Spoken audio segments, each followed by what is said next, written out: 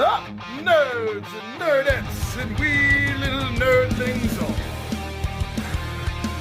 It's your buddy Big Johnny G, the Two Gun Vixen presents Legendary Gaming.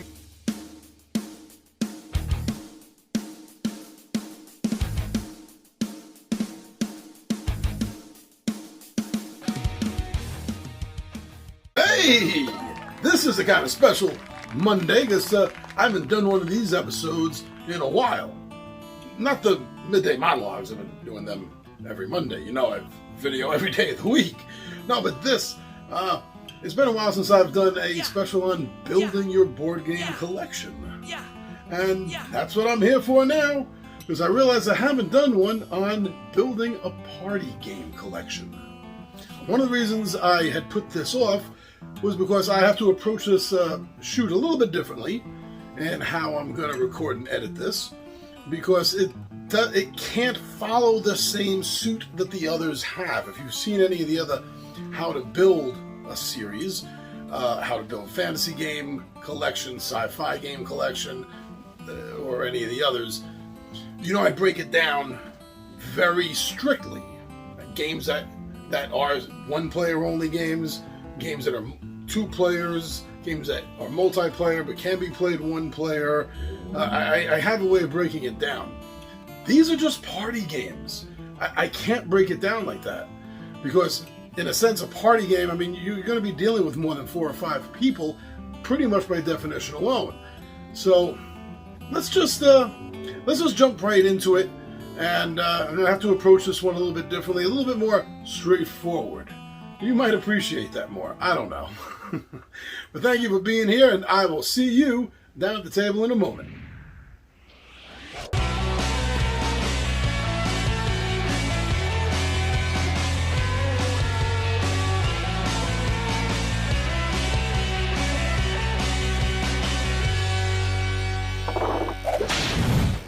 Now, before I just start rattling off games and types of games and styles of games that you should be looking into, I just want to address the difference here, you know, party game and board game, and why there's a difference and what I'm talking about here.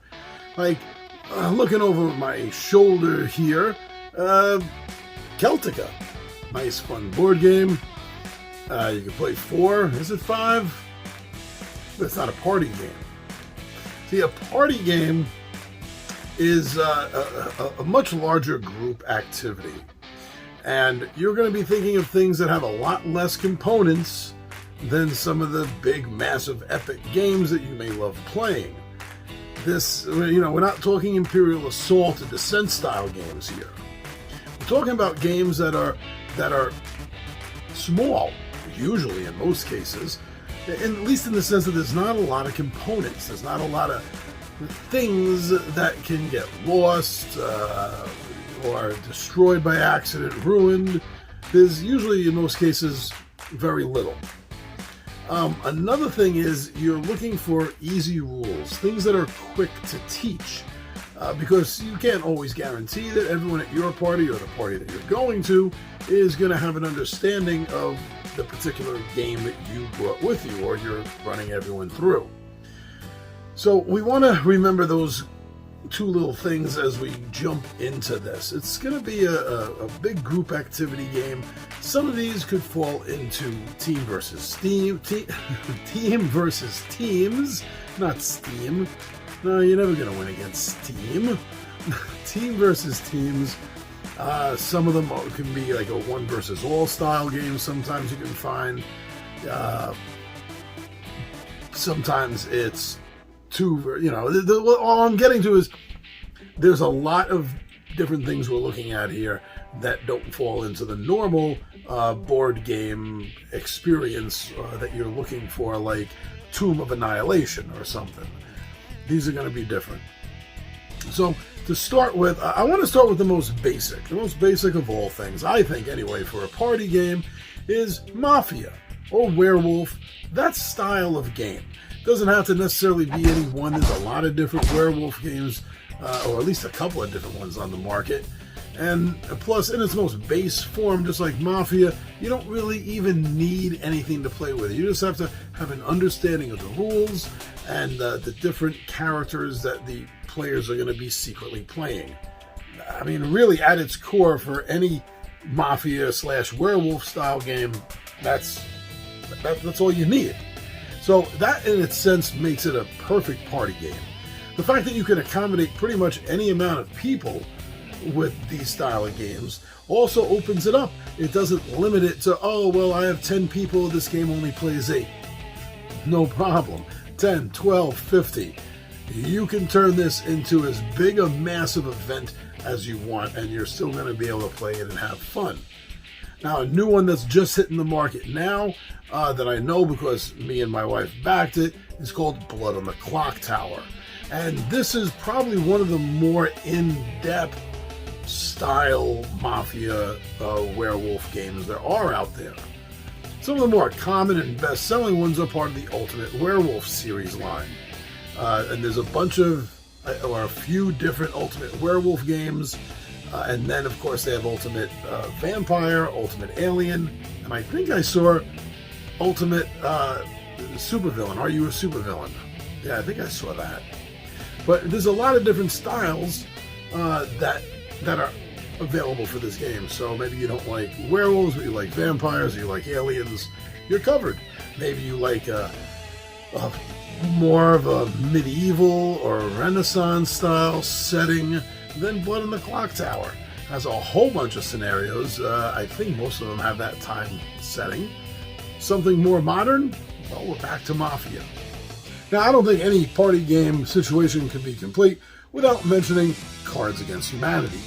And one of the reasons I say this is because I've noticed over the years a lot of non-gamers are fans of this game. A lot of gamers I've met are gamers because this is primarily the only thing they play. So its popularity has far surpassed anything I ever thought it was going to achieve. It seems to be everywhere. If you don't play it, you've at least heard of Cards Against Humanity. But the Cards Against Humanity itself have a lot to offer. It's not just one box. They've continued to put out a lot of very interesting, dirty, violent, sick things over the years. And I've also noticed that some of the people I would expect least of all to have some of the worst thoughts when putting cards together have these thoughts. And I'm always taken by surprise because of these games whenever I'm sitting down at one. And I think that if you haven't experienced Cards Against Humanity or a style of game similar to that, maybe Cards Against Humanity is just a little too harsh for you. There are other versions of it that you can get, and you can still experience the fun of this style of game. Now, sort of continuing along the line of, borderline, is this really okay? Cards Against Humanity can get it can get rough depending on what combinations you have and throw out. So along these same lines, and I'm mentioning this because you just may want to be aware of it, is a game called Cash and Guns. And I think it's up to the second edition of it that's out right now. I remember the first edition had an expansion. If the second doesn't yet, I'm sure they will shortly. And picture, I guess what's been said over and over again is still the best way to put it. Picture Reservoir Dogs. This is a gun-in-your-face game. And I don't mean that figuratively. I mean, literally, the other players around the table are going to have guns pointed at your face. So this game is definitely not for everybody because of that fact. Now, these aren't real guns. Of course they're not. They're foam guns. They're black foam guns. I think the barrel tips are red, I think. That doesn't matter. They're black foam guns. And I remember the sequel to it had different style of guns too, like Derringer, Uzi, things like that. The base game just has pistols in it, and you're all criminals, and you finish a job, And now it's who's going to screw who over, if anybody is, but you're pretty sure somebody will. So you have to make sure that you got a gun in somebody else's face because somebody's got a gun in the back of your head. Like I said, this game isn't for everyone, but it is a really fun party game. And it's going to get the, I'll admit, it'll get a little bit of the anxiety levels going up there a little bit, but I always find that a little fun in a game. It adds a little extra, I don't know, taste to it that I enjoy. So take a look into that game. It's not for everyone, but it may be for you. Now, another kind of game I find fun and acceptable for a party situation are games like The Resistance, or the Arthurian skin of it, Avalon. Offhand, it's been a while since I have. I played Avalon, not the Resistance game, just full disclosure. And this game sees everyone working for the crown. And you have missions to go out on.